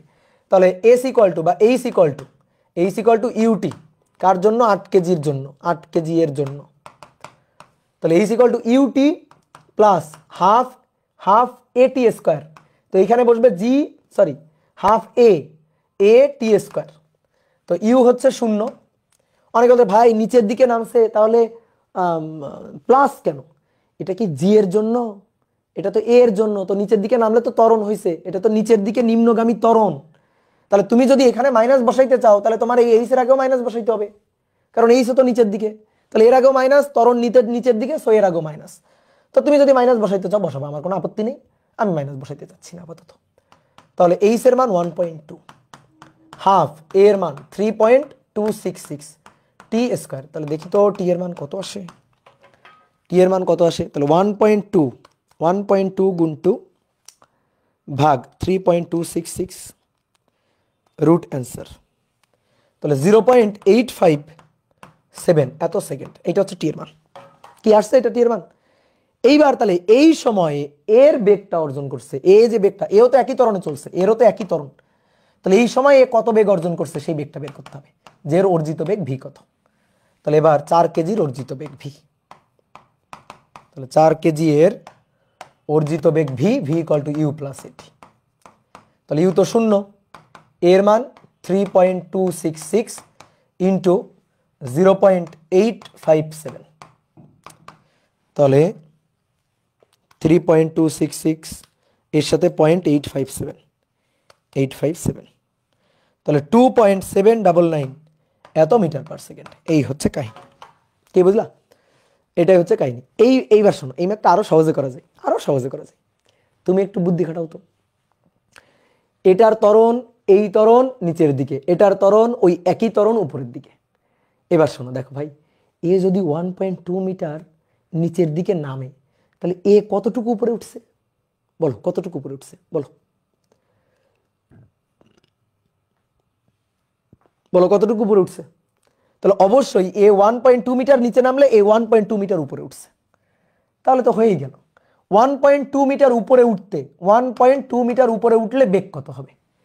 1.2 মিটার উপরে উঠতে অর্জিত বেগ কত হবে? তাহলে v square equal to u square plus 2ah। ঠিক আছে, দেখো এগুলা কিন্তু ত্বরণ, এই কারণে আমরা সব প্লাস বসাচ্ছি। এর উপরের দিকে বেগ বাড়ছে সুতরাং ত্বরণ, এর নিচের দিকে বেগ বাড়ছে সুতরাং ত্বরণ। তাহলে আমরা এই ভিটা বের করতে চাই, এখানে ইউ এর মান 0, তাহলে 2, এর মান 3.2666, এইচ এর মান 1.2, তাহলে ভি ইকুয়াল টু এই যে এটার রুট। তাহলে দেখি তো কত আসে, তো একবারেই হয়ে যায়।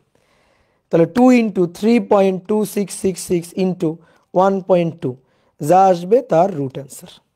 তাহলে 2.79999 এত মিটার পার সেকেন্ড। বুঝলা? দেখো হয়ে গেছে, কি তাই না?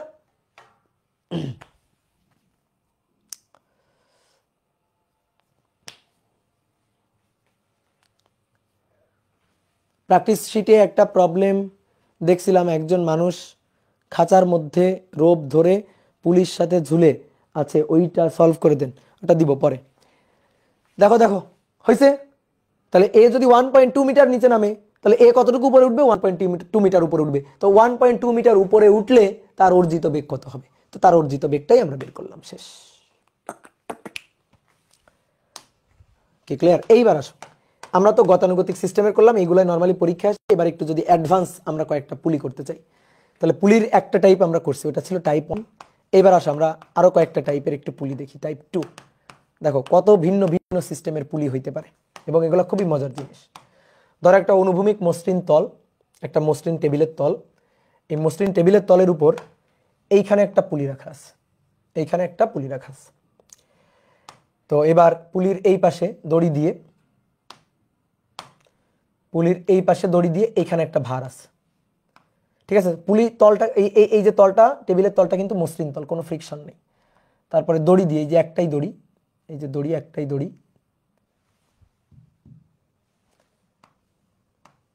এই একটাই দড়ি দিয়ে নিচে একটা ভার ঝুলানো আছে। নিচে যে ভারটা ঝুলানো আছে, এই ভারটা হচ্ছে m1, আর এখানে যে ভারটা, এই ভারটা হচ্ছে m2। ওকে, তো এই পুলি সিস্টেমে সাধারণ ত্বরণ বের করতে হবে, দড়ির টান বের করতে হবে। ঠিক আছে, তল ঘর্ষণহীন, তলে ঘর্ষণ নেই। এই পুলি সিস্টেমে সাধারণ ত্বরণ বের করব, দড়ির টান বের করবো। আসো, তাহলে খুবই সহজ জিনিস, যে নিয়ম তোমরা শেখাইছি। তাহলে এটা m1g, এর উপর দড়ির টান উপরের দিকে, তাহলে দড়ির যে টান বল, এই টান বলটা t। ওকে, এইবার আসো এর উপর চিন্তা করো, এর ওজন কোন দিকে? এর ওজন নিচের দিকে, m2g। ওকে, এর ওজন নিচের দিকে, m2g। দড়ি আছে না? দড়ি আছে তো। তাহলে বলো, এই বস্তু যখন নিচের দিকে নামতে থাকবে তখন এইটারে দড়ি এদিকে টানবে না? তাহলে এর উপর দড়ির টান বল এদিকে, দড়ির টান বল টি। কেন টি? কারণ এই দড়ি একই দড়ি, সুতরাং টান সেম। যতক্ষণ দড়ি একই ততক্ষণ টান সেম থাকবে। তাহলে আমি এখন m1 এর জন্য যদি সূত্র লিখতে চাই, m1 ভরের বস্তুটার জন্য যদি সূত্র লিখতে চাই, তাহলে m1 এর জন্য নিচের দিকে নামতেছে, তাহলে এটা বড় এটা ছোট, তাহলে m1g minus T equal to m1a, সমীকরণ নম্বর 1। ওকে, এর জন্য যদি আমরা সূত্র লিখতে চাই, এর জন্য m2 এর জন্য, ভালো করে খেয়াল করবে এবার, m2 এর জন্য, m2 এর জন্য সূত্র লিখতে চাই, তাহলে এইদিকে কত? t। ঠিক আছে, এর উপর আরো একটা বল আছে, সেটা হচ্ছে অবিলম্বিক প্রতিক্রিয়া বল, সেটা তলের লম্ব বরাবর উপরের দিকে। r সমান সমান m2g, r সমান সমান m2g। কেন? কারণ না বস্তু হাওয়ায় উড়ে গেছে, না বস্তু টেবিলের মধ্যে ঢুকে গেছে। তাহলে উপরের বলটা m2g, আর উপরের বলটা r, আর নিচের বলটা m2g, এই দুইটা পরস্পর সমান, তাই r2 ইকুয়াল টু m2g। ওকে, তাই r2 ইকুয়াল টু m2g, তাহলে উপরের, তাই r ইকুয়াল টু m2g, তাহলে r সমান সমান m2g। এইবার আসো দেখো, এই বস্তুর উপর এইদিকে টান বল টি, এইদিকে কি কেউ আছে? নেই, এইদিকে কেউ নেই। তাহলে এইদিকে টান টি, ওদিকে কেউ নেই, ওদিকে যে আছে সে 0। তাহলে এর জন্য যদি আমরা সূত্র লিখি, কি লিখবো? টি ওইদিকে কেউ নেই, গতি বরাবর ওইদিকে কেউ নেই, জিরো, তাহলে সমান সমান m2 a। এই হচ্ছে আমাদের সমীকরণ নম্বর 2। তাহলে এই দুইটা সমীকরণ কি করতে ইচ্ছা করে? যোগ করতে ইচ্ছা করে। তাহলে টি আর টি কেটে দাও, টি আর টি কেটে দাও, এখানে পড়ে থাকবে m1g, আর এই পাশে থাকবে m1 প্লাস m2 কমন নিয়ে। তাহলে অতএব a equal to m1 divided by m1 plus m2 into g. ঠিক আছে, এই হচ্ছে আমাদের সূত্র। ঠিক আছে, তাহলে এই বস্তুর উপর নিচের দিকে বল m1g, উপরের দিকে টান টি, তাহলে m1g minus T equal to m1a। এর জন্য এদিকে টান টি, এদিকে কেউ নেই, তাহলে টি মাইনাস 0 ইকুয়াল টু m2a। কি ক্লিয়ার? নেট প্রবলেম একটু তো নেট প্রবলেম হলে আর কি করবো বলো? ঠিক আছে, এই 2-1 দিন একটু নেট প্রবলেম হবে, বুঝতেই পারতেছো। 2-1 দিন একটু নেট প্রবলেম হবে।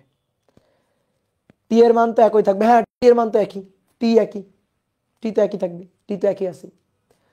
তাহলে আমরা এ বের করে ফেললাম, তাহলে এ বের করলে এবার টান বের করা যাবে না? বলো, এ বের করলে এবার টান বের করা যাবে কিনা? কিছুই বোঝা যাচ্ছে না।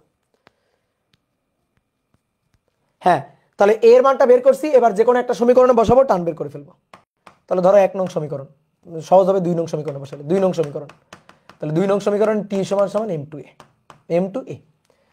তো এ এর মানটা বসায় দাও, কাজ শেষ। তাহলে উপরে হবে m1 m2 g, নিচে হবে m1 প্লাস m2। এই হচ্ছে কাহিনী। এখন অনেক বলতে ভাই এটা কি শর্টকাট দিয়ে হবে না? হ্যাঁ হবে তো, শর্টকাট দিয়ে তো হবে, কেন হবে না? অবশ্যই হবে। হাত সোজা করে ফেলো, এইটারে ধরে এরকম সোজা করে ফেলো, তাহলে সোজা করে ফেললে দেখো তো, এটা হচ্ছে m1, এটা হচ্ছে m2, ভালো করে খেয়াল করবে। এবার সোজা করে ফেলছি, অনুভূমিক তলে নিয়ে নাও, এইটারে ধরে, এইটা তো অলরেডি সোজা আছেই, এইটারে জাস্ট সোজা করে ফেলো, এইটারে ধরে এভাবে সোজা করে ফেলো। তাহলে এইটারে ধরে সোজা করলে এই দেখো m1g, ঠিক আছে। তাহলে দড়িতে টান, এই যে m1g, দড়ির টান টি, m1g টি, এইদিকে কেউ নেই, এদিকে 0, m2g আছে এই দিক বরাবর, ভালো করে খেয়াল করিও, m2g কিন্তু নিচের দিকে, গতি বরাবর কোনো বল নেই, গতি বরাবর m2g নেই, গতি বরাবর m2g নেই, ঠিক আছে, গতি বরাবর m2g নেই। তাহলে ইন্টারনাল ফোর্স টি কাটা, ইন্টারনাল ফোর্স টি আর টি বাদ। তাহলে এর উপর, এই পুরো সিস্টেমটার উপর ওইদিকে বল m1g, এইদিকে কোনো বল নেই, জিরো বল, এদিকে কোনো বল নেই। অনেকে বলে ভাই m2g আছে না, m2g তো খাড়া নিচের দিকে, তাহলে তার এই দিক বরাবর তো কোনো উপাংশ নেই। যদি উপাংশ নাও তো m2g cos 90, cos 90 0, তাহলে ভালো করে শুনিও, এই পুরো সিস্টেমের উপর দড়ির টান বল টি আর টি, এটা ইন্টারনাল ফোর্স আমি নিব না, আমি নিব external force, that is m1g, আর এই দিক বরাবর হচ্ছে 0, কোনো বল নেই। অনেকে বলতে পারো m2g, কিন্তু m2g ওটা খাড়া নিচের দিকে, এই দিক বরাবর তার কোনো উপাংশ নেই, তাহলে m2g cos 90, তো cos 90 তো 0, তাহলে একটাই external force, that is m1g। তাহলে আমরা যদি ত্বরণ বের করতে চাই, তাহলে ত্বরণ বের করার শর্টকাট হচ্ছে f external divided by summation of m। তো ভর কয়টা? দুইটা, m1 আর m2, তাহলে নিচে ভরের যোগফল m1 প্লাস m2, ঠিক আছে, নিচে ভরের যোগফল m1 প্লাস m2, আর উপরে কত হবে? উপরে হচ্ছে external force, that is m1g। শেষ, এই তো হয়ে গেল। ক্লিয়ার? বুঝতে পারছো ক্লিয়ার কিনা? দেখি ফেসবুকেও কি প্রবলেম।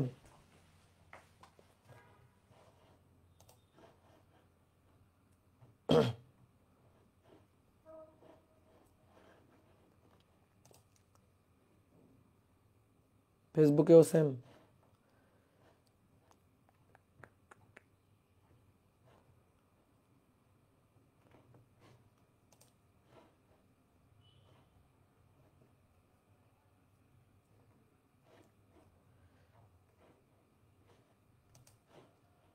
আটকা যাচ্ছে এখন, ঠিক আছে।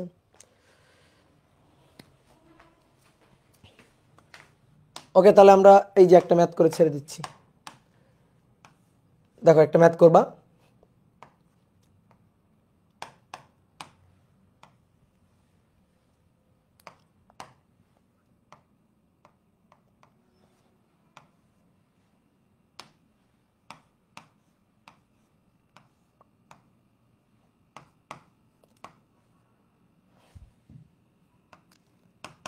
এই যে বস্তুটা, এই বস্তুটা m1, এটা হচ্ছে 5 কেজি, আর এই বস্তুটা হচ্ছে 2 কেজি, এই বস্তুটা 2 কেজি, ঠিক আছে? এই বস্তুটা 2 কেজি, এটা আমাদের বলতেছে। তো পুলি সিস্টেমের সাধারণ ত্বরণ, এই পুলি সিস্টেমের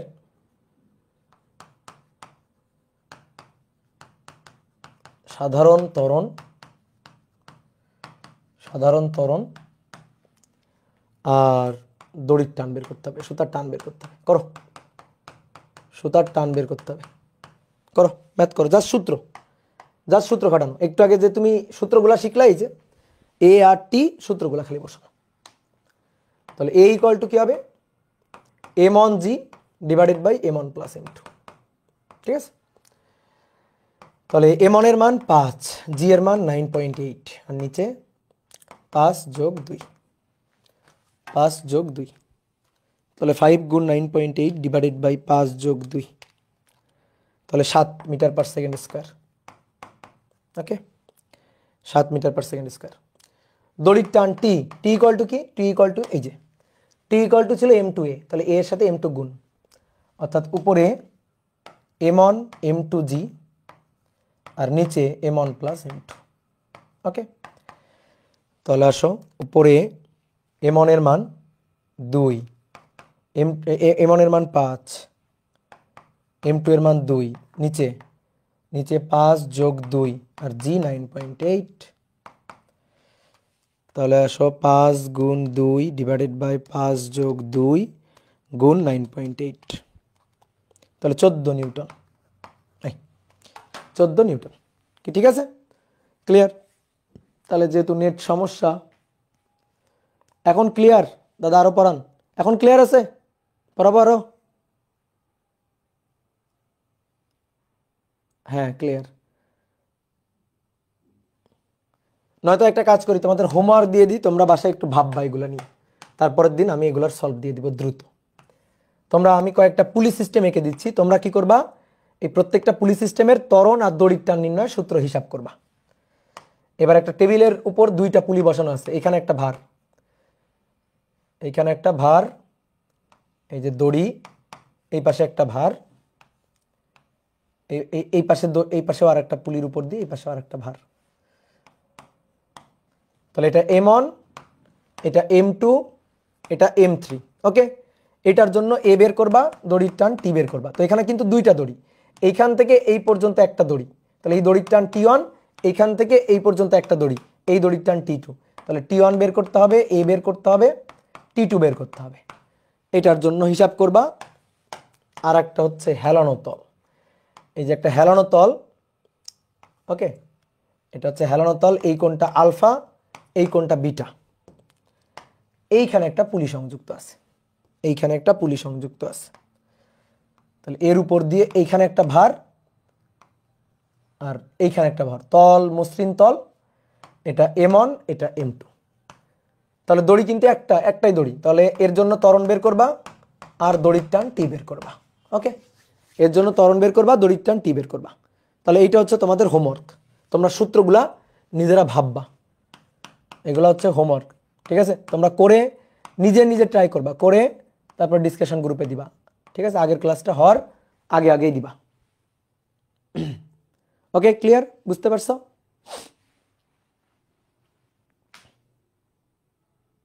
এই দুইটা হচ্ছে তোমাদের কাজ। তো চলো শেষ করি আজকে। দাদা আগের স্লাইডটা, একটু আগের স্লাইড এই যে দিলাম, ঠিক আছে।